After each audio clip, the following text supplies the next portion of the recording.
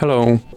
In this video I will show you how to install Microsoft Edge browser on Honor 8X Max. So you have to start by opening your app gallery and then click on search bar and type in Edge. Now click search and click install.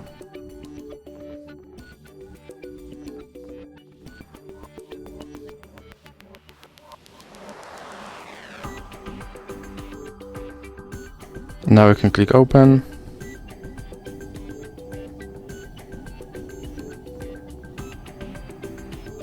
and then click I agree, and here you can set this browser as your default browser, or you can click not now. Now you can sign in to sync your data, or you can click not now again, and you have to click confirm. Here you can install some extensions to your browser, or you can just click next. And now, as you can see, my Microsoft Edge is installed and is ready to use. So that's it for this video. If you liked it, please remember to leave a like and subscribe.